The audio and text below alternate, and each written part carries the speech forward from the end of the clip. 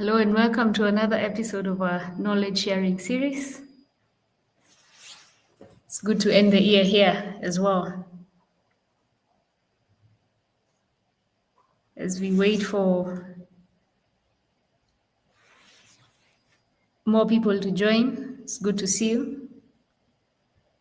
Remember, we are live on LinkedIn, we are live on X, and we are also live on YouTube. Karibuni sana. Karibuni sana.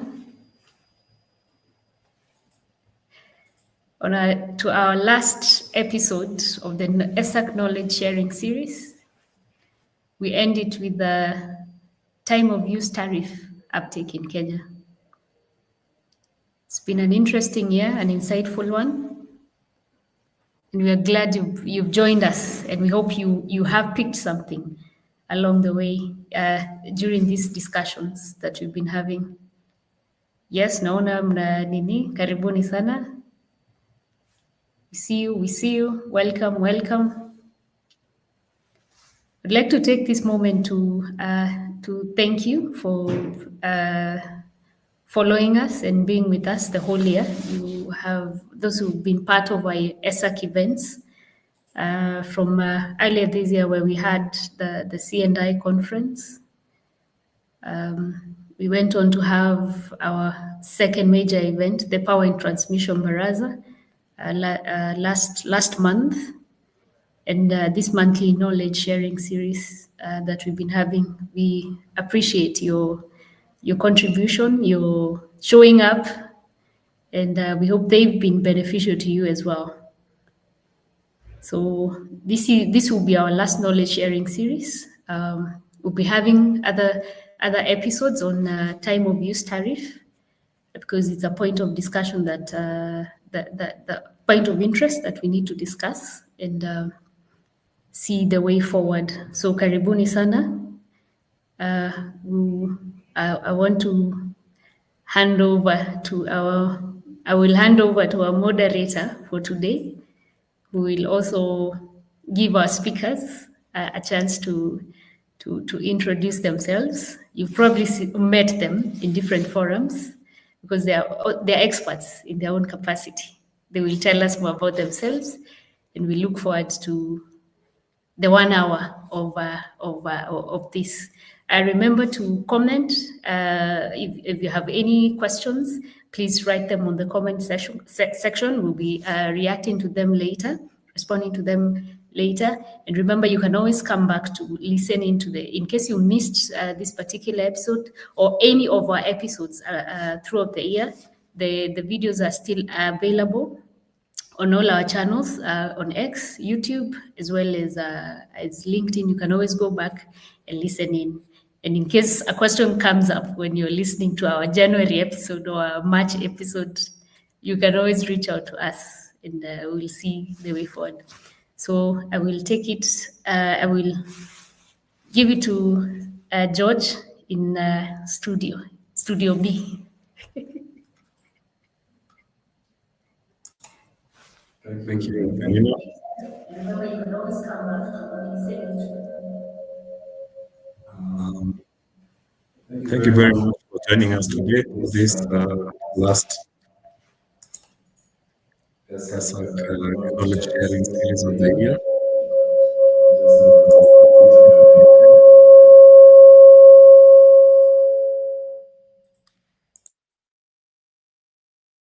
I hope now it's better.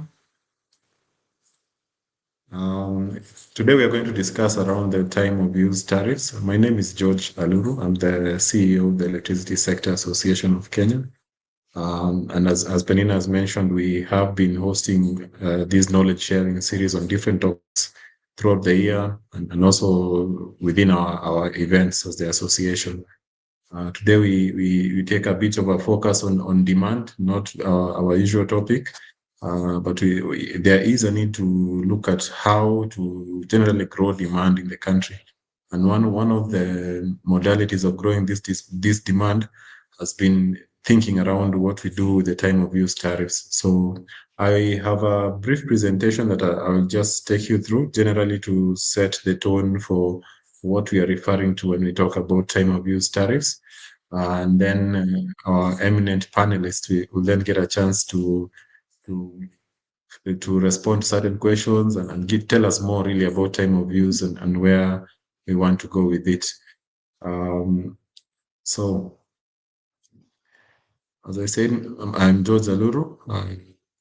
So the time of use tariffs are basically a special tariff. Generally, these are consumer tariffs. What a consumer is charged by the utility when they buy power from them. And for the time of use tariffs, they are basically tariffs that are trying to encourage the uptake of electricity at certain hours, which we call off-peak. So the way electricity is consumed in the country, or generally across the world, you have peak periods and then you have off-peak periods. The peak periods normally correspond to when most of the economic activity is going on in the country. For instance, if you look at the right of your screen, we have that bar that shows you weekday, Saturday, Sunday. What is red is normally times when there's not so much consumption of electricity. But in between the reds, you have a period of a lot of consumption, which is really the peak. In Kenya, that peak, or the very peak, happens between 4 p.m. and 10 p.m. And at that time, demand is high because all of us have gone home, we've switched on our equipment, the factories are still working, and therefore you experience a huge increase in demand. Now, this huge increase in demand is normally what we refer to as the peak capacity or the peak demand for the country. And normally, when we are doing generation planning, the attempt is always to have enough generation to meet that peak. Then during these red periods, like Sunday, the whole of Sunday, there's very little economic activity, and therefore there's also very little demand for electricity. We also have a similar band on Saturdays, other than maybe between 7 a.m. and about 2 p.m. on Saturday, where many industries, not most, many are working. The rest of the day is normally a period where you don't have that much demand. And weekdays, as I mentioned, between about 11 p.m., 11 p.m. when we are mostly going to sleep, all the way till when we wake up around 6, 7 a.m., you have a very low period of demand. Now, to try and encourage this uptake of electricity during these periods, during the last consumer tariff review, there were some time of use tariffs that were gazetted, which you're now seeing on the left. Some for the small consumers and others for the commercial and industrial of different categories. So going all the way from CI1 to CI7. In general, it was you consume, if you consume at peak, you pay a certain amount, and at off peak, roughly you pay half that amount. But this was not the first time Kenya was trying this time of use tariffs. So the first time around in the 90s and late 90s, early 2000s, there was an attempt to activate a time of use tariff. There was a trial period that was done. But what was observed is that instead of us filling up these times when people didn't consume power, we just shifted the peak. So people moved their consumption to those periods of the night where electricity was cheap, and therefore the peak just moved, and there was no increase in use of electricity during what we call the valleys, and I will show a graph later. Yeah, so basically, that's in basic terms what the time of use tariff is. And specifically, again, for Kenya, we operate in a regime where you first have to prove that you're consuming an average of what you've been consuming in the last 6 months. And then whatever is above that is what then qualifies for this time of use tariffs. It's one of the issues I think that we will go into today. And basically, we're trying to look at what can we do to better this time of use tariffs. keeping in mind that at the beginning of next year, our regulator, EPRA, will be going through a tariff review period for the consumer tariffs. And normally these tariffs are then set for a period of about 3 years. So this is a good time for us to reflect upon this time of use tariffs and generally see what is our goal with them and are we achieving them. Now, just in terms of some statistics, just the way the time of use tariff is today, there has been some savings and sales related to time of use. And this is what you're seeing here in the graphs. So the savings are in the region of 180 million Kenya shillings at peak, and then going all the way down to 80 million Kenya shillings at different months of the year. And here we are showing 3 years. Then on the right, we also see that there has been a growth in the number of time of use customers in the various subcategories. So the small commercial ones, if you look at year 2022-23 and then 24-25, you see a consistent growth on the side of the small consumers of power who can access time of use. But then if you look at the bigger ones, we see a trend of some sort of decline, a slight decline year on year. So these are some of the things we need to consider and try and understand. Why are we seeing this? Is there something we can do better to increase the uptake of this time of use tariffs?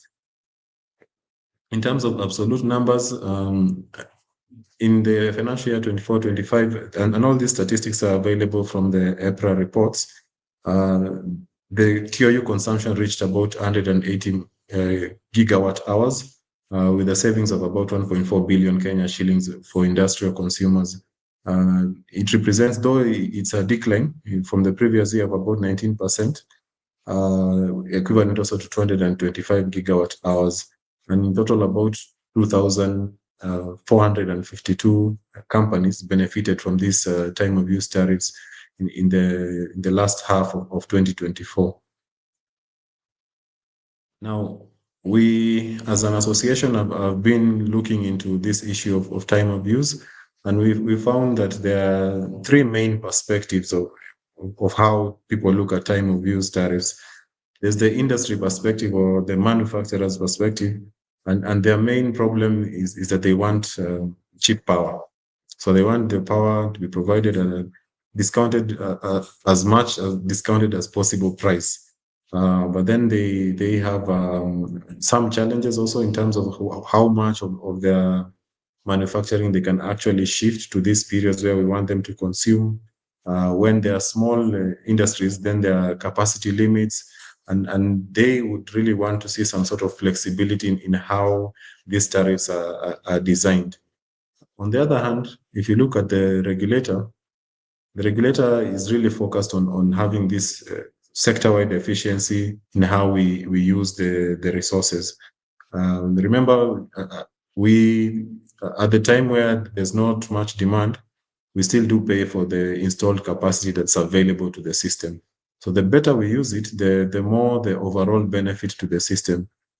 Therefore, the regulator also looks to see if it's possible to shift loads away from the peak, managing the peak, I mean, and filling up what we consider the trough or the valley. Now, on the utilities side, the utility is primarily concerned with seeing that the sector revenues or whatever tariffs that they collect on behalf of the entire sector are sustainable. So if we then do any kind of changes on the time of use tariff, we must ensure that they're still collecting enough to be able to pay for all the investments that have been made in the sector, all the way from generation, distribution, transmission, and even regulatory and policy elements. Whatever we need to pay for, they need to be able to collect. And of course, for them also, it's really important to get some additional off-peak consumption. So these three sort of points of view don't always agree. When you want to have discounted electricity, then you will reduce the the total sector revenues. When you want to load shift and manage the peak, then you will curtail the growth of demand without necessarily increasing consumption of peak. So the idea is for us to find some sort of middle ground that will enable us to tick these 3 points of views to as great an extent as is possible. So just to show you again, the regulator wants us to load shift, improve the utilization of capacity, and where possible also shave the peak. This then also challenges manufacturers because the way we have structured it right now, manufacturers are then kind of forced to be constantly expanding for them to be able to access this time of use tariffs. On the utility side, the utility really wants us to have sustainability of the entire power sector. And this should kind of guide how we do any changes without causing the problems we saw in the initial trial periods where the peak just moved. So the whole idea is to try and see how we can fill the valley. And this is what you are seeing between the two graphs. If we can increase the use of power, of electricity within this period of the valley, then our time of use tariffs would have achieved the bulk of the goals that we want from the view of the utility. But remember, again, from the industry, the request is that they want to see cheap power, lower cost power, and then it's for us to try and manage these 3 interests in a way that is positive for the sector. So I will stop my presentation there and now introduce us to our experts. Today we have a panel of 3, I would say, eminent personalities who I will allow to present themselves, starting with Ilkista, then Arthur, then Annabelle, in that order. Karibuni sana. Thank you very much, George, for that introduction. I feel that you have already sufficiently covered the topic. My name is Wilkista Akinyi. I work with GIZ Kenya as an energy specialist under the Energy Transport and Climate Change Cluster. Specifically, I work on providing technical and policy advisory to support Kenya as we look at promoting the framework conditions for our transition to 100% renewable energies in Kenya. So this is a bilateral commission by the German Federal Ministry of Economic Cooperation and Development, working very closely with the Ministry of Energy and Petroleum, as well as the other energy agencies, such as the regulator, the utility, the transmission and distributors as well. So looking forward to this discussion. And I think I will hand it over to you. Thanks. Thank you. Arthur, you may introduce yourself. Thank you very much. Good evening, everybody. My name is Arthur Okwemba Peywa. I'm a certified energy manager. I've been practicing engineering for the last more than 25 years. And I've interlinked more with the time of use tariffs, especially when we are doing energy management and during our auditing and recommendations. In most cases now, I'm working as a director for Greenway Solutions Limited, renewable energy systems, and trying to model daily, looking at sustainable processes that use less energy to produce more. So thank you very much, panelists. I appreciate you. I'm happy to be here today. Thank you. Last but not least, Annabelle. Thank you very much, George. My name is Annabelle Wambui Kamondo. I work with the Commonwealth Youth Council. I do advisory for trade and entrepreneur development. And apart from that, I'm also a manufacturer where I'm representing the small businesses, that's the emerging enterprises, SMEs, women and youth. I'm looking forward to having a fruitful discussion and coming up with a way we can be able to talk about this time of use tariff. Thank you very much. And thank you, Annabelle. I think we'll start with you, just from that point of SMEs, young entrepreneurs. how do time of use tariffs affect you, and how do they influence your business growth, competitiveness, and the way you make investment decisions? Maybe just give us a bit of flavor on how SMEs and young entrepreneurs look at this time of use tariffs.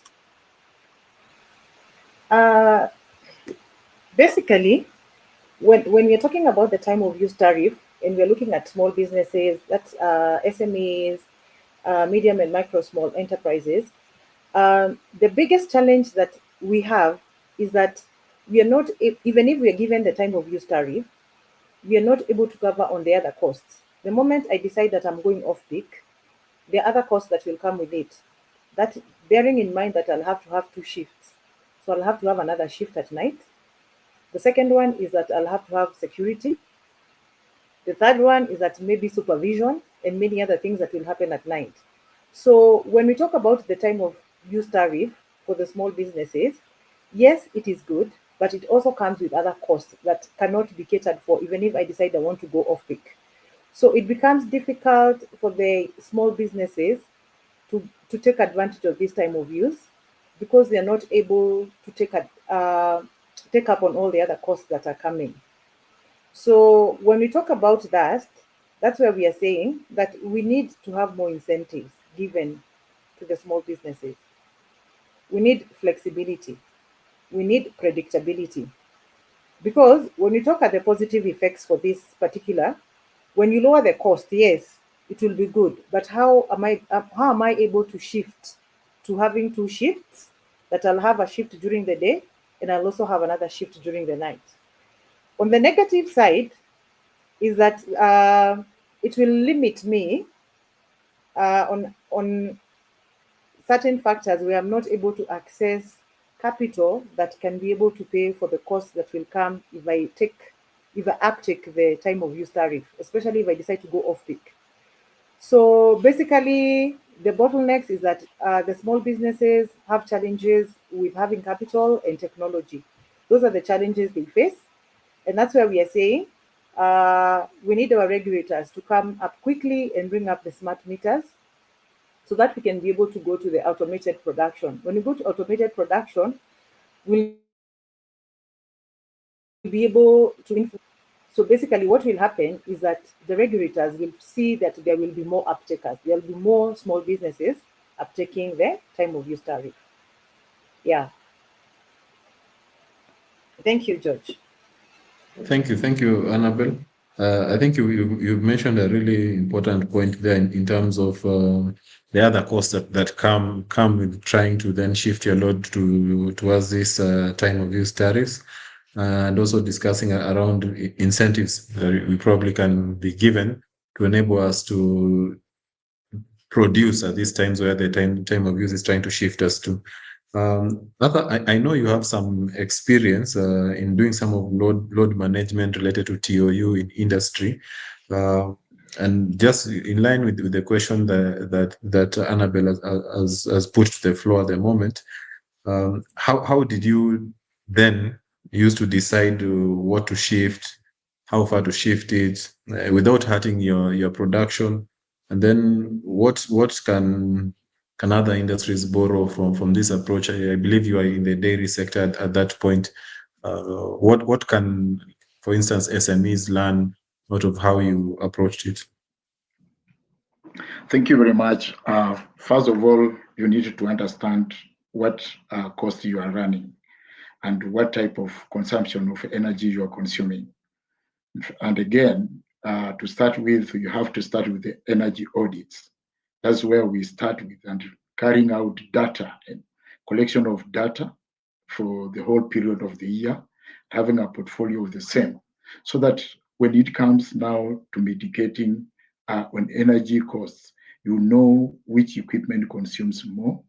You have to carry out hour logs to understand exactly per hour what is the cost. So hourly check on which machine is consuming more, so that now you decide on which machines to be shifted. In most cases, those machines that are shifted include those that have inherent storage. For example, refrigeration system. you can run a refrigeration system and stop it. Then now at night is when you run it, and during the day you are not running it. We have practiced this quite a lot. You find that you have a compressor of about 200 kilowatts, and for you to run during the day is quite consuming. Then you shift it to the night shift. So at night shift, you have the Tarriff. It helps you now to reduce the cost of the energy. Number two is compressors. You also understand that they have storages. So you need to look at the data. You need to look at the storages. Those machines that have storages are easily movable. Those that cannot be easily movable include, like, let's say, thermal energy machines. Let's say a boiler that is running. So these boilers are encouraged to continuously run, but you can shift the whole processing system. For example, in dairy, we had to move all machines to processing at night. So at night, you have all the machines, the separators and the compressors are running at night. And then during the day, you are doing packaging so that you have light machines during the day doing packaging. And remember, at night when you are shifting, you are also looking at the number of staff that you're working with. During pasteurization or processing process, you use less, but during packaging, equipment movement, material movement, you have a lot of personnel that you move with. So at night, you reduce on that. Also, understanding that this Tarriff has to also integrate efficiency in it. And that is where we also look at the efficiency of the equipment. Some machines need to be retrofitted. I mean, retrofitting means that you need to replace it with the more efficient machines. So when you are looking at this Tarriff, for you to mitigate the total integration requires that you need to have a proper understanding of hourly consumption, the energy you are consuming, the efficiency of the machine, and then the type of technology that you are using so that it can assist you to reduce on the costs. I don't know whether I've answered. Yes. Thank you, Arthur. I think you raised some very good points in terms of first undertaking energy audits. Then you get to know which equipment consumes more and which one can be shifted. I think you've given some examples of those that you say have storage.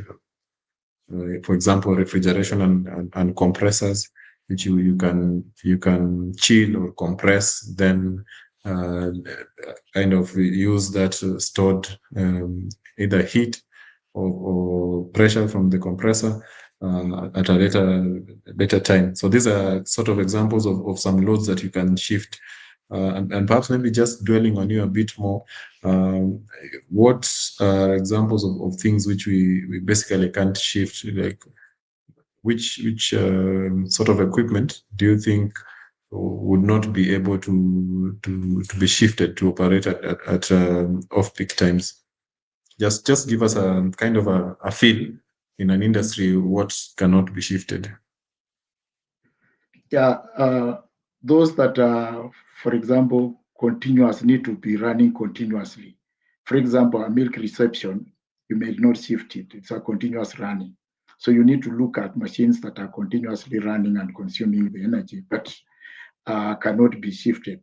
Milk reception, you look at the servers, they cannot be shifted. But when you're looking at a milling machine, you can shift it very easily.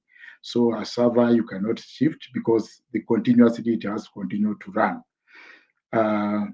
So in most cases, these are machines that when you are doing the mitigation, a continuous required that the machine must continuously run.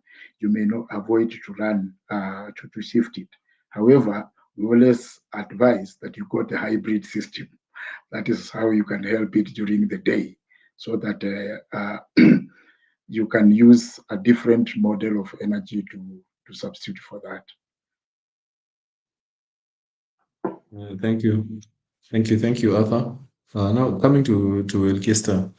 Now shifting gears a bit to regulatory and why we do this time of use tariffs. generally, from what you've seen from both Kenya and other markets, why exactly do we normally have time of use tariffs, and what particular problems are they meant to solve? And I can just give us a global perspective, not necessarily only for Kenya. Thank you very much, George. I think for me, when I think about time of use tariffs and why they exist, maybe we can also start from a very simple analogy in view also of the audience that we are interacting with. I mean, it's like, the public transport system. We have the very heavy seasons when everyone is traveling, such as the time that we have now. It's a busy travel season. But even typically every day we have the morning hours or the rush hours, and then the hours where there are very few people traveling. And so in terms of people are traveling, when there are so many people traveling, of course, it becomes more expensive in terms of fuel that is required, but even the hours that is spent on it. So it's not economically efficient for us. So moving on to the electricity sector, why times of use tariff exists, it's for the same reasons. It's just that now we're talking about a different commodity, but also one, we need to be able to manage the sort of spread the demand so that we are not having very heavy power plants, especially the peakers, which typically can be thermal power plants running, because that means it's going to be expensive. And if it's expensive, the end result is that the consumers, such as the SMEs that we've already spoken to, will be complaining about very high cost of electricity that cannot really influence how they make decisions, whether we introduce time of use tariffs or not. And then maybe the other thing that I can talk about is that time of use tariff ideally has been designed in many markets globally, so it is not something new. I mean, even for us in Kenya, we have had it for quite a bit. And for the same reasons that some you had already alluded to. Number one is from the regulator perspective, we want to be able to manage our loads as a country and sort of have a more smoothened load curve, because then it means also we are able to provide more stability for our network, which means it's less expensive to run it. But then secondly, also time of use tariff has been applied because we need to diversify on the revenue scheme, which again, you've already alluded to. And in other markets as well, this has been applied really to be able to sort of ensure that the cost burden for all the consumers in the country is ultimately cheaper. It is not always achieved, but that is the thinking behind it whenever these tariffs are put into place. So in terms of what it is meant to solve for us in Kenya at the moment, and I think this is also important to emphasize, for us, the time of use tariff was originally designed because of the revenue requirements. So ideally, we are looking at three different people wanting three different needs met. But the main reason why time of use tariff was set was in order to be able to really diversify that revenue targets. Whether we are edging towards achieving it or not, it's probably a different discussion. But then in the process, of course, as you have mentioned, we also needed to ensure that the other needs of the other people are looked at as we try to really design something that works for us as a country.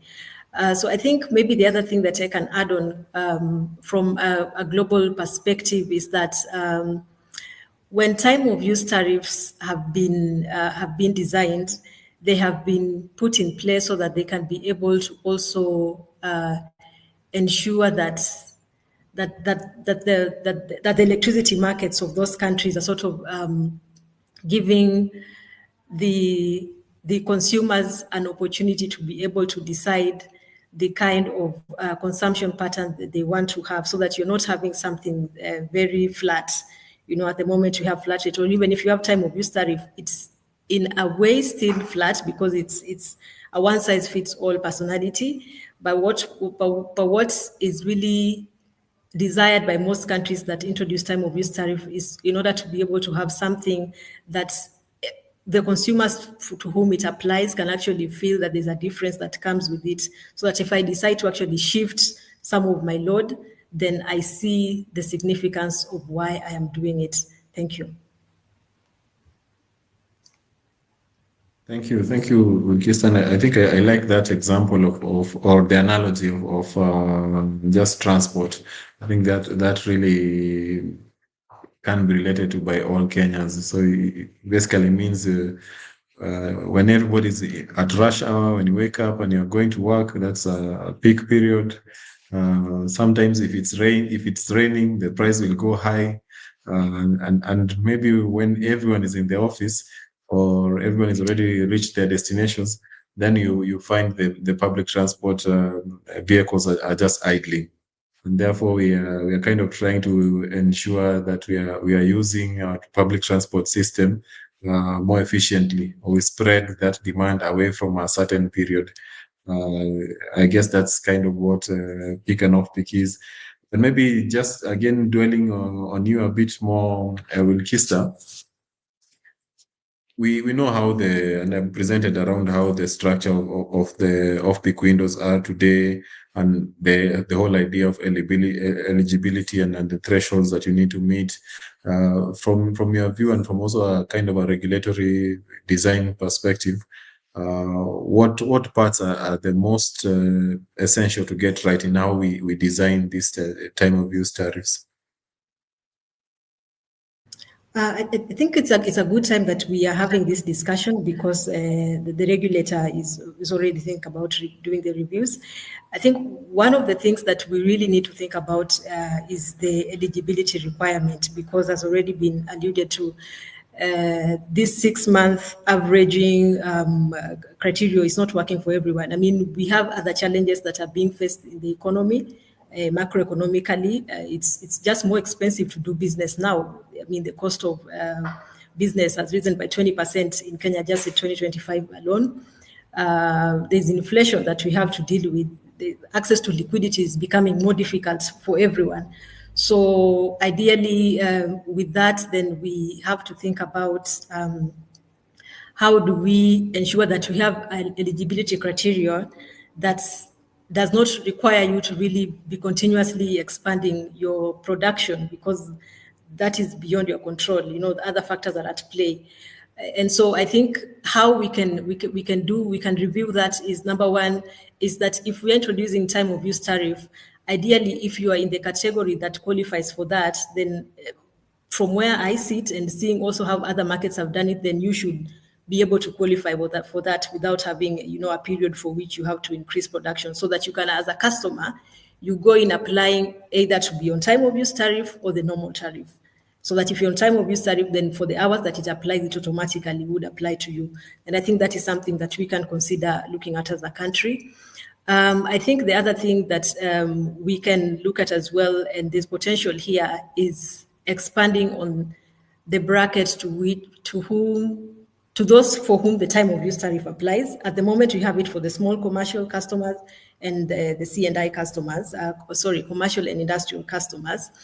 And I feel there's really a potential which we're not tapping on as a market, which is our residential customers. I mean, if you look at it, the peak, our sharp peak, like the period for which really the peak is very high and we have to ramp up, is typically maybe 2 to 3 hours at most. So, and these 2 to 3 hours is the time when everyone else is at home. So these are the people that we also need to look at in terms of, is there opportunity, especially in the digital age that you're living in, where people have a lot of appliances at home. You know, the middle class are increasingly investing in things like washing machines. We are seeing e-cooking appliances. I know there's been discussions ongoing around the special e-cooking tariffs. So these are things that we also, there's potential to look at them when we are redesigning the time of use tariff, so that you can expand that bracket and capitalize on some of these residential customers who push the sharp peak higher anyway during those hours. And then I think that the third thing that we could also look at is in terms of having not a flat rate application or time of use, because one of the discussions, for example, we've had with the industry, both the big, manufacturers and the small ones, is that, well, this 50% discounting, I don't really feel it, you know, whether I am a big player or a small player. So maybe we really need to look at it and design it in such a way that it is not a standard discount of 50%, but it would apply to either the consumer category, for example, but also the other things we've spoken about, the timings. So here we look at static time of use tariffs, where we are going to have specific tariffs for the normal hours, the tariffs for the higher peak hours, and then the mid, sort of what I would say, the mid peak hours. Because when you look at the window which you had presented at the beginning of the session, for the time that we consider off peak, it is actually also very varying. You know, the off-peak hours tend to vary. So we need to look at those hours. And I liked what Arthur mentioned earlier, also looking at the consumption patterns so that we understand within those hours, how does it vary, so that we can also try to sort of model a tariff structure that responds to those timings of the day. We also mentioned the seasons of the year. When we have our low hydro season, that is a completely high peak season if we are to use our other generators, our thermal generators, for example. During the day when we have solar, that can be a really low peak hour. So that is the time that we are capitalizing on our VRE plants, for example. And so the tariffs really need to also be seen as to be responding to the kind of generation plans that we are running for different times of the day, different times, seasons, and of course also when we anticipate that people are going to be using them as well. Thank you. Thank you, Lucas. I think that's a very comprehensive response, considering seasons, considering the types of generation that's being run, consideration around qualifying automatically if you're already within that bracket. And of course, expanding the bracket. You've also talked about consideration of residential customers and whether they can also kind of access time of use, or we can use them also to help us with the kind of sharp rise in demand that we see during the peak. Perhaps we can have some sort of time of use tariff for them that would allow them to shift into either the shoulder, what you're calling the what do you call it? Like the moderate peak. I just call it shoulder. So there's a very low period, then the one in the middle, then the peak. And maybe again to come back to Annabelle, how could this reform structure better support entrepreneurship, innovation, and the scaling of youth and SME-led businesses? And I asked that specifically, also asking, what would you want to see changed?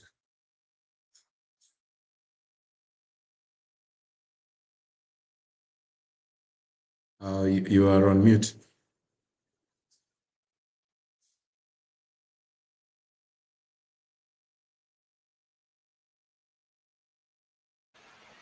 Sorry for that. When we talk about the time of use tariff for the small businesses, we want to look at it as an enabler, not just as a benefit. So, one, we want the time of use tariff to be tiered. For example, we can have different bands for micro and small medium-sized enterprises so that it can benefit different businesses at different categories. So that if they're not able to shift production immediately, it can be done through different bands. Like, for example, we can have 3 shifts instead of 2 time of use. Then we can also have subsidies and financing. We need to have financing because if we provide loans and grants for energy efficiency, especially for the night operations, it will be easy for the small businesses to be able to uptake this time of use tariff. Because the financing will be able to lower their costs, and it will also help them in uptaking this time of use tariff. Another thing would be aggregation. We need to have aggregated manufacturing places, or what do you call them, industrial parks. This will be able to support small businesses so that they can come together, like, for example, hubs or community charging stations or processing stations, so that these small producers are in one category where they're in one place, and so they'll be able to uptake that time of use because they are using it collectively. It's not for only one person. The other need we need as small businesses, we will need to have better information and capacity building.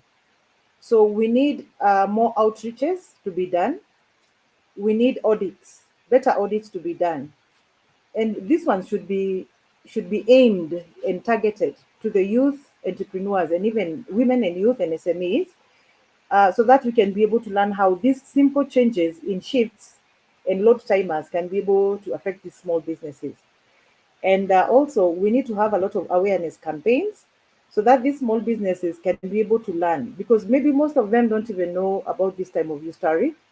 So we need a lot of awareness campaigns.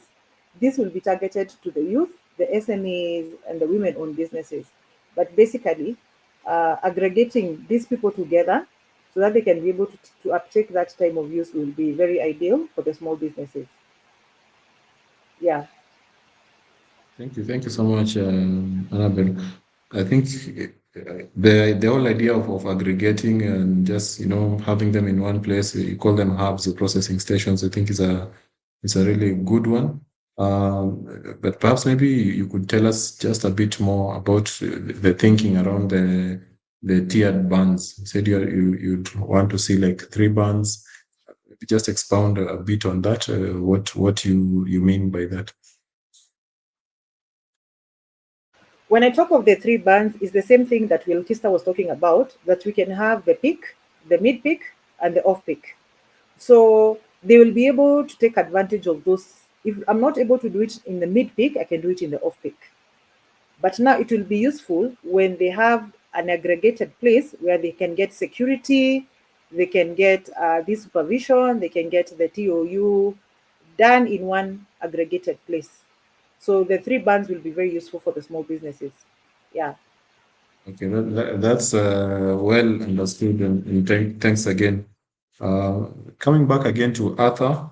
Arthur, supposing you're advising a Kenyan manufacturer who is considering time of use today, what 2 or 3 steps would you tell them they need to take first so that they are able to capture the value, and how should they approach it? One is that the time of use has a spirit of encouraging uptake of energy and reducing wastage or costs, so that you are not wasting your time. You do the planning. Number one, step one is you need to do an energy audit and get the data. Step number 2 is that you need to schedule your work plans. For example, you need to plan your work very well. Number 3, or that should have started, you need to create a very strong awareness within the management, the workers, so that they understand that time of use tariff is not only a tariff, but operational strategy, so that you use this as an operational strategy to help you to reduce the costs. So these are a number of issues that the manufacturers should come in and look at it. And number 3 is that we are integrating 3 items together. One is the efficiency of the equipment. Number 2 is that the productivity or the production, and then the energy or unit uptake. So that when the manufacturers should need to come up with proper documented data that can be shared across for proper planning and decision making. This one will help across the board to assist in the uptake of time of use tariff. Thank I you. would also wish. Go ahead.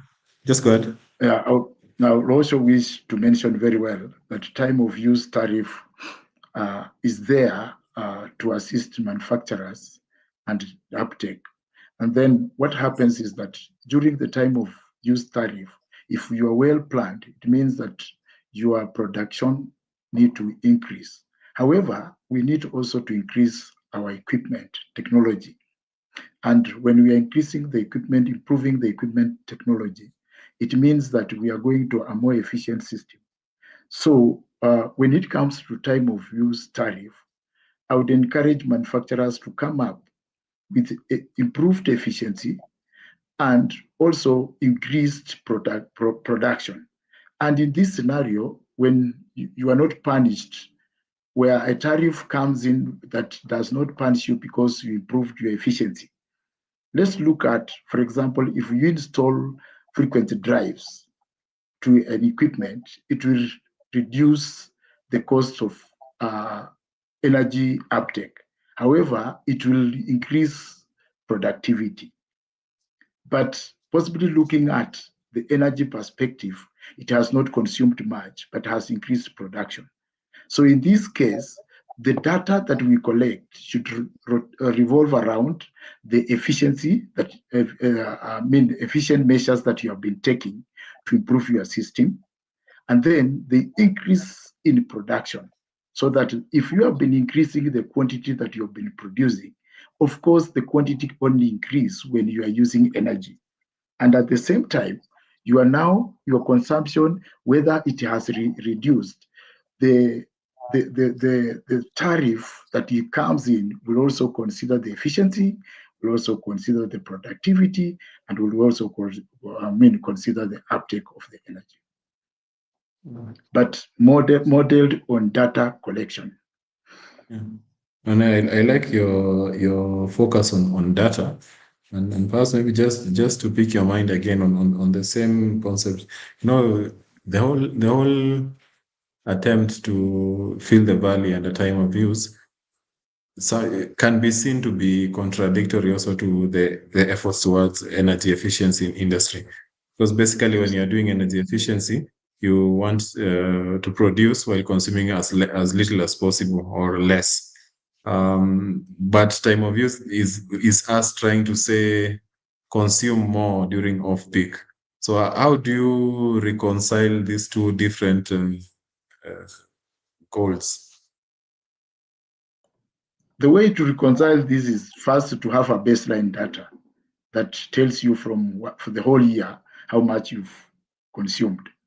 So once you know the baseline data, and if you improve your efficiency, you'll now have that as a new specific energy consumption. Then now integrating both the baseline and the specific energy, new specific energy consumption. It will help with increased production. It will help you now to come up with a tariff that would definitely show that they need to increase the same. And this one, maybe you are also given a premium tariff on that, so that that sector needs to be considered differently.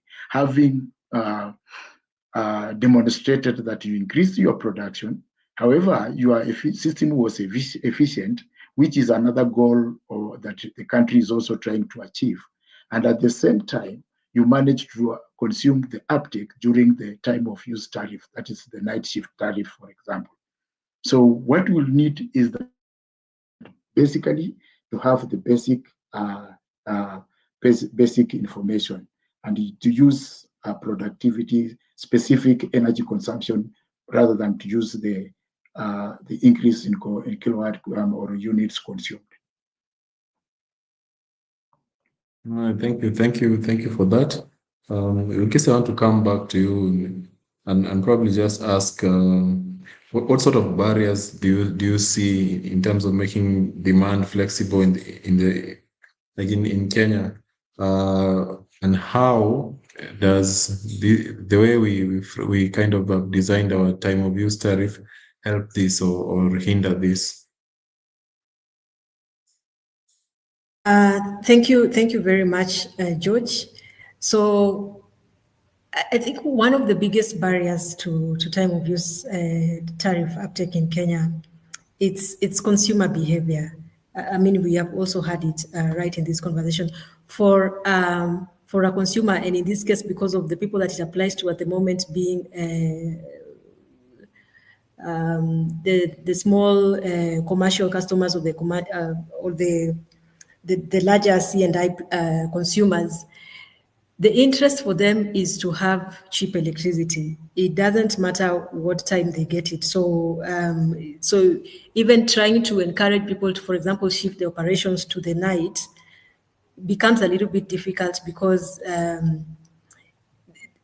it comes with an additional cost to it, and some of these costs have already been mentioned. So that is one of the biggest barriers. Consumers themselves do not really see the flexibility. They're a bit inelastic, if I may look at it that way, because there are certain trade-offs that you might not be able to overcome if you have to do that shift. That's number one. But then again, also we have spoken to the real elephant in the room for us as a country today, which is at macroeconomic level. It's just more expensive. Even if people want to shift, they don't have the resources that they would require to be able to make that adjustment to shift. So that is something else that is a bit of a challenge. But looking at it more at a sector level, one of the reasons why perhaps there's not much uptake on time of use tariffs is because of the lack of transparency, which has already been spoken about. And this is something that we have alluded to in terms of, there is lack of smart metering technologies, which is usually a prerequisite. If you're going to have time of use tariffs, then you have to have smart meters. It's a non-negotiable. Because otherwise it becomes a bit difficult, to decide the basis of which somebody is actually qualified or not to be on the time of use tariff. So that's the other barrier that we have. And of course, that comes at a capital cost. Not everyone can be able to afford the smart meters we've had from KPLC. This is something that they would love to introduce in the market and have as many people as possible really shift to smart metering. But the capital cost that comes with it is something that we also have to think about critically as a sector. And I think maybe also the other thing that I can speak to is in terms of very close to smart metering, but on the appliances side is automated machines. And maybe this is something we also have to look at in terms of, as new appliances emerge in the market, are we actually making the deliberate effort as a country to ensure that the products that are sort of being standardized to get into our market are already smart enough so that as a consumer, for example, if I had to shift something to the night hours, I don't have to worry about somebody being there to make sure that you switch on your machine to run it at midnight. You can already time it during the day and say, I want this and this and that machine. This can even include the electric vehicles, which is becoming a boom in our country as time goes by, so that you can actually time some of these things and somebody does not have to attend to them in person. But maybe also I can respond to that. This is not in any way trying to say we want people to lose their jobs because we are automating. But I think because the idea of time of use tariff is so that we can be able to diversify on production, then for the hours that we are not going to have people being there because of logistically more challenging reasons, then we can have already automated systems that can be able to do that. So I think those are some of the barriers that we are currently looking at in terms of being able to really, make the most of the opportunities that come with time of use tariffs.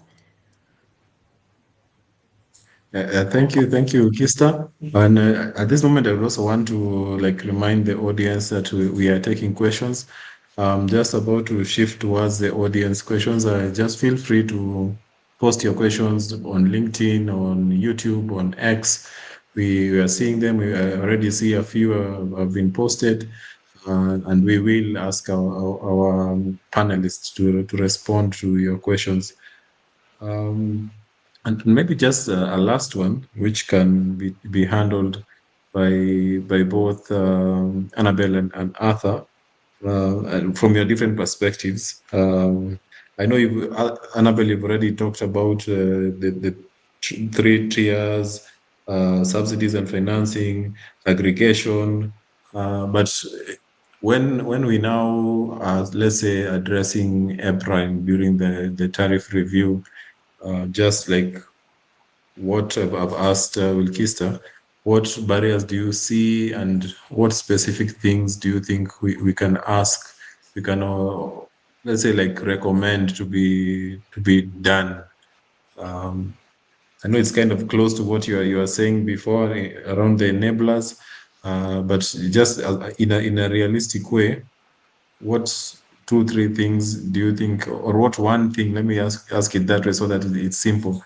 What one thing do you think, if we were able to achieve, would make this time of use tariffs work better for us? I think the one I would talk about openly for both manufacturers and also home consumers, it is transparency in pricing. That is the most and the most important to all of us, because we all need transparency. We need to know, like, if I shift to this kilowatts, how much will I save? And with that clarity, most people will be able to come in and uptake this time of use tariff. That would be one. And then the other one I'd mention only two, is reasonable flexibility. We need them to be a bit more flexible. As in, you allow businesses to register, not because you are just at this category. Allow businesses to register, and then you make the switching, the procedures for switching simple. That will be the most important thing that I would tell our regulators to work on. Yeah, and also to be Thank you. predictable. Yeah, thank you very much. Arthur? What I would mention is that one thing is like we lack proper awareness from IPRA, and it delays because some industries even don't know that first they have to register first for the tariff. So the awareness has to be taken very serious. Number two is that for this tariff to work well, it should be appealing, the price should be reliable for quite some time, because there is quite a lot of variations in between. When, for example, you subscribe for the tariff and it changes within a short time, and possibly there is no clear communication on the change of the tariff, you realize that also creates resistance to motion. I would say that IPRA has been doing well. When we started the energy audits. There was an enforcement on energy audit. We are not saying that we need to enforce all the industries to do that, but I would believe that all the industries during the policy to come up with a policy in their energy management system that allows time of use tariff as part of the energy policy, and it's be percolated all through to all gather of the levels in the industry. So the manufacturers need to take them as strictly as the way we are taking energy audits, so that now we start managing it quite well. So that was what I would say, that from the EPRA perspective, possibly they need to also make it quite lucrative. If it is quite expensive, how much, the way Gista says, how much are we going to save? What is the saving? Because I'm looking at this equipment that has a 200 kilowatt hour, and I had to shift this equipment to an equivalent with the wood technology. Then at the same time, you are allowed to consume the same and pay. You realize that inefficient equipment would give you the savings. So during the audits, this is where this information was captured. Now, when we are shifting to this time of use tariff, it means that we need to do it, but we need also to carry out evaluation. After a period of, for example, after you have implemented it, let us have an evaluation period where people, technicians comes in to come and evaluate, are we moving in the right direction or not? And then if we are not moving in the right direction, what is the cost? So these ones will help us now to do to gain momentum on time of use tariff.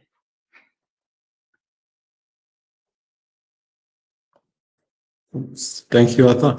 Well, Krista, I'll give you a chance just to mention one. What one thing do you think we can change before we now go to the audience questions? I think I would not want to re-emphasize the things that we have already mentioned in terms of what needs to change, but definitely the eligibility requirement is something that we need to review going forward. But I would also want to emphasize on what has already been mentioned. I think there's need for great awareness and also to demystify.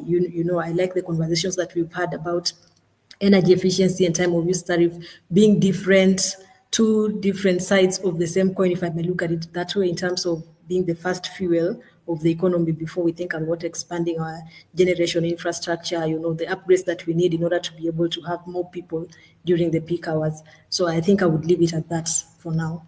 Thank you. Thank you. Thank you. I will now take us straight to the audience questions. And again, if you're watching or listening in from LinkedIn, YouTube, or X, please feel free to add on your questions. We will see them and read them out for our panelists to respond. And I start with one from a user called Udadanamas. And they ask, how about water heaters? There are water heating tanks that come with houses these days, and it uses lots of water. What can be done to contain their electricity costs? And I think also in the context of time of use, perhaps Arthur, you can go first on this one. Good. Water heaters are some of the equipments that we can schedule and use it during time of use. And this one is quite easy because you carry out insulation systems. So you heat during the night, but during the day, the whole system is insulated and stored so that you are now consuming it during the off-peak. And the off-peak, I'm calling it during the day now, in this case. So that during the night, you're using the energy. You store that energy in the water as heat, and then you use it during the day. It comes handy, especially when you're having restaurants, places where people are having lodgings or so. So these are places where you can use it quite very easily. Mm. And I remember in the past there used to be something when houses used to have these big drums for heating water, and then you just use in the morning. There used to be some kind of signal that is sent by the utility to switch on and off your water heater at different times. But now that today we have mostly switched to instant showers. How do we then maybe be able to achieve the same thing with water heaters? Because literally you could heat the water when you're sleeping, and then by the time you wake up, the water is warm. How do we now do this in this era of instant showers? Yeah, instant showers, they have moved, though they are saying they are efficient, they are not as efficient as. But what we would say is that when you have an efficient equipment and you're using it to heat water, the most important thing is you need to have a system where you are storing the same energy in water. That is insulated systems. So that when you are using insulated systems, they store more energy, more water, hot water. Because at the same time, you realize that when it comes to morning, that is where you have a peak hour where most people are showering. And when you are designing a house, what comes very difficult, especially to energy, and it has been a challenge even to solar systems and battery system installation. You find that during morning when people are showering, they consume quite a lot of energy. But if it was stored in an insulated system, you are now easy to use it. One is that you don't even bother whether the power is there or whether the power is not there. So you are utilizing power when it's quite available. And that time, most people are not using this power. So you are also trying to help uptake of the power. So I believe by using these improved systems, now insulated systems will help you to come out of instant heaters. Thank you, Arthur. I will go to the next question. We have a question from Abel Kamau. He says the major challenges on the time of use is formula that, I think he means is the formula that only applies to changes or improvements made on a month-on-month basis. How best can we design it so as for it not to be an unusable incentive? I think Wilkista and Annabelle, you can take a go at that. from your different perspectives. Thanks, George, and thank you, Abel, for this question. Yes, this is one of the design situations we alluded to, where we said, in terms of how to design this formula, really the regulator now needs to look at not sort of the incremental use, which is what is being applied now, and then you get the average, after you exceed a certain threshold, then that is when it becomes applicable, to just saying, let's have time of use tariffs available under these consumer categories. So as a consumer, you can decide you either want to be in the time of use tariff or the normal tariff. So if you apply to the normal tariffs, of course, it comes with its own pros and cons, at least in all the markets, that is always the case. And if you decide that you want to be on the time of use tariff, then again, these are the possibilities that come with it. So for me, that would be one way to look at it. But I'm sure also we can, even as we get into this next tariff review period, it will be interesting to really look at what has worked well in other markets as well, so that we can be able to sort of just bring modification to that to suit our Kenyan context. Thank you. Annabelle, we respond to the same question. Yeah, I'll just add to what Wilkista has said. We will have to work on having the three bands we were talking about. We'll have the peak, the mid peak, and the off peak. And then from there, we also need to ensure that the uptakers of the time of use are well informed. They have the information with them. So there is need for a lot of awareness for that. And then again, we'll also need to simplify registration for the ones who are the new people who are coming in to register for the time of use. It needs to be simple so that as many people as possible can be able to uptake on it, even as we go to the review. Thank you very much. Thank you, Annabelle.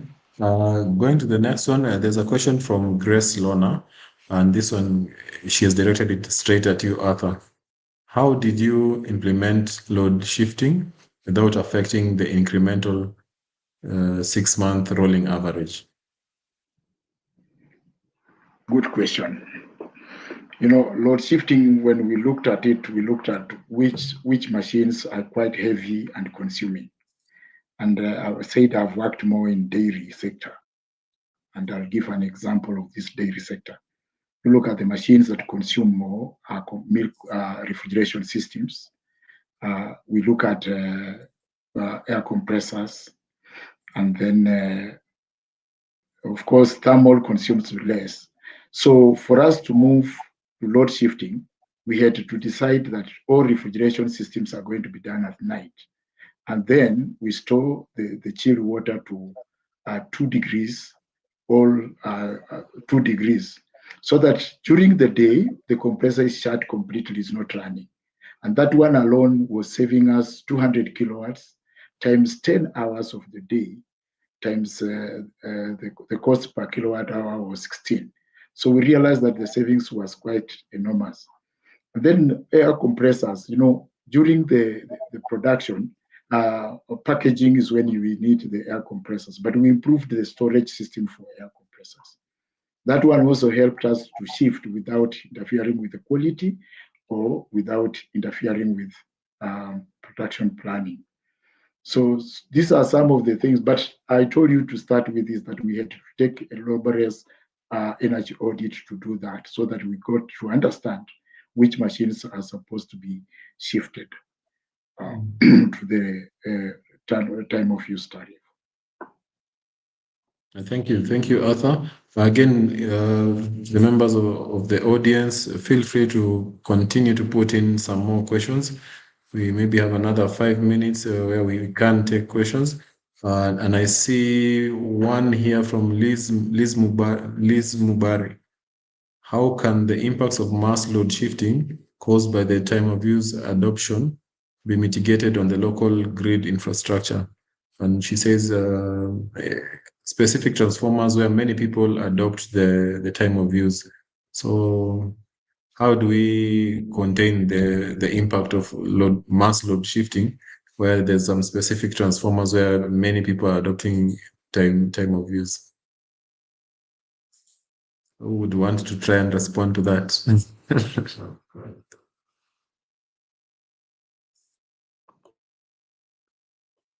Come again, the question. Basically, Liz Mubar is asking, how can the impacts of mass load shifting caused by the time of use adoption be mitigated on the local grid infrastructure? My understanding, Liz, is that you're asking, there's an impact when you have these transformers or the grid in general in a certain area, and then within that area you find a lot of people shift towards these off-peak periods that we want people to shift to for time of use. The grid infrastructure either will get strained or underutilized, and how do we then try to overcome this? How can those impacts be contained? Maybe I can try to respond to it briefly, and then other colleagues can chip in. Usually, how the grid infrastructure is designed, for example, when you're considering to connect loads to an existing distribution infrastructure, already at the time, even before that connection happens, already some grid impact studies would have been done so that it is assessed what impact you're going to have on the network. And if there is a case where, for example, there is need for reinforcement of that existing network, it will be done even before you connect. So I think maybe what I would like to clarify here is that when time of use tariff is coming, even if there was mass load coming from a certain location, and this could be an assumption, but ideally how the grid design was done to be able to serve that capacity in terms of the transformer requirements and the line carrying capacities, it took care of the loads that are within that region. So when you bring in time of use tariff, it's not to say that you're going to have more loads than what was already designed for that location, but it is to say that you're trying to spread this load so that it is not all coming from the same time, but you're having a more smoothened load curve within the country. So that's how I would see it. I don't foresee that we'll have a situation where there would be mass load that actually exceeds what was designed for that location, because then that is a different issue that needs to be addressed altogether, even before people make considerations of switching to time of use tariffs. But I think the other colleagues can add to that as well. Thank you. That's quite well explained, because even during the day we are having, it's like a mass shift due to the day shift. And at the same time, you are not having strains on the TXS. So, I mean, those are transformers. So whether the shift is there, the design will have taken care into it that we are giving a particular load to this sector. So it is very clear that time of use is only helping us to use idle power that during the day. And when you saw that graph, you find that there is quite idle power during the night, which is not being used. And if it was used, then it would help us to uptake the power and make economic use of the same. So you realize that even if it's during the day, the same would happen, but it's not happening. So the design takes care of that. Yeah, thank you. I think both of you have really well responded to that. And just to add that that transformation capacity is already there. And we're just saying at times when it's not in use, to increase the usage. More or less, that's what time of use is saying. Not really causing a mass shifting, other than just increasing usage when it's not used that much during the off-peak hours. I think that brings us to the end of the audience questions. And perhaps I'll just give my panelists a chance to give a closing comment. Just we'll go around and take a short closing comment. and then we will be done. For the members of the audience who perhaps you have a question that hasn't been answered, or you'd want to ask an additional one, please feel free to still comment on our pages. We will normally review and give our panelists a chance to respond, and we will post that response within the same social media page that you would have asked. Thank you so much, our panelists. I would now want you to give us some closing remarks, and perhaps we now start in reverse. Annabelle, Ilkista, then Arthur.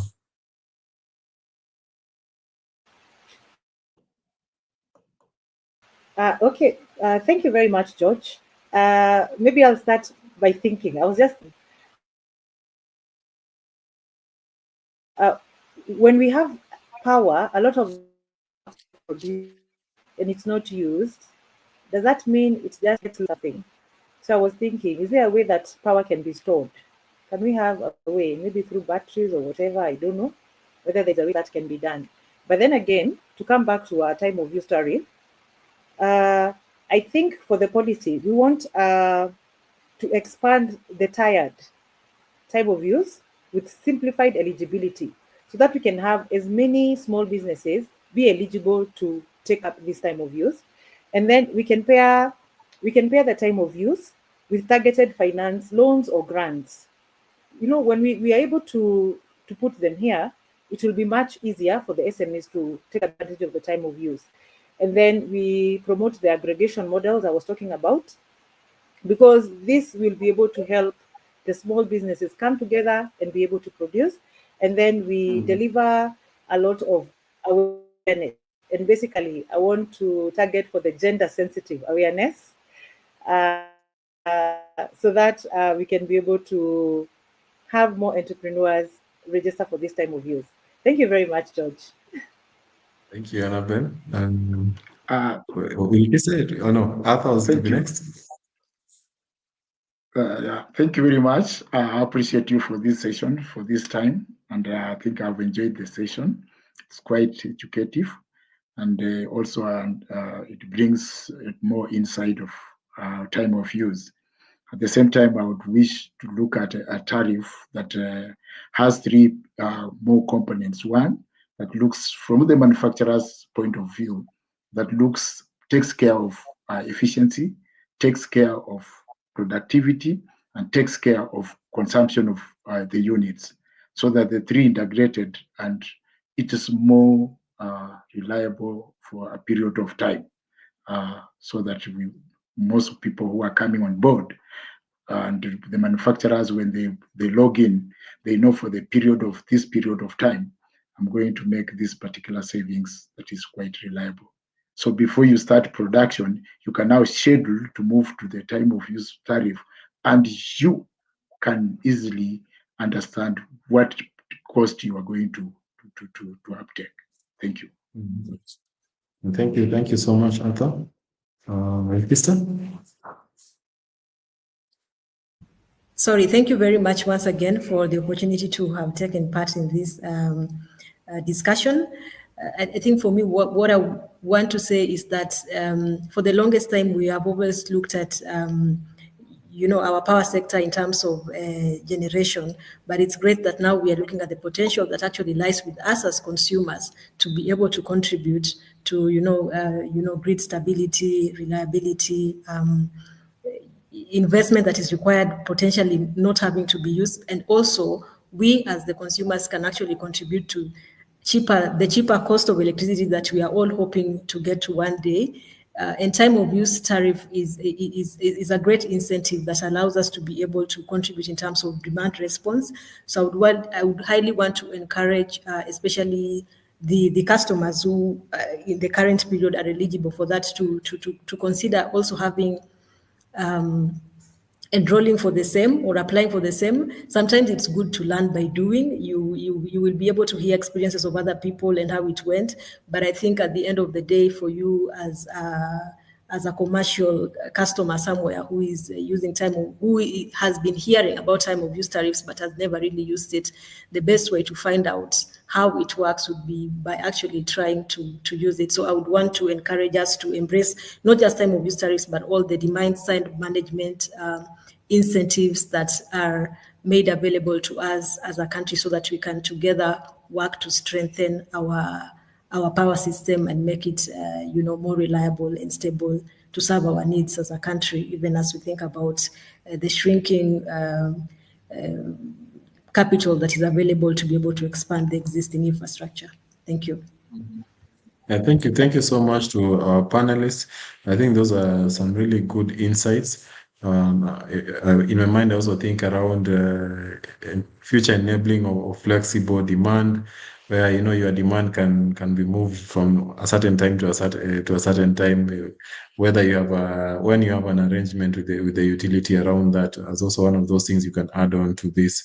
We have come to the end of today's session on the time of use tariff uptake in Kenya. But as Penina mentioned, we will do still a few sessions on time of use as we continue to work towards this new tariff window that's going to be developed, and generally try and get ideas of what we can do to increase the use of electricity during the off-peak periods. Basically what we call filling the valley. I think this is really important to ensure that we have as much efficiency in terms of the utilization of the resources in the sector. This also being our last session of the year, I would also want to wish you a happy holiday period. Merry Christmas for those who celebrate Christmas. Happy New Year to all of us. We shall be doing this sort of KSS series also next year. So just keep a lookout to our social media pages. You will see the upcoming topics, and then also send questions, send ideas on what topics you think you would want us to cover in our future sessions. Asanteni sana. Have a good evening and see you next year.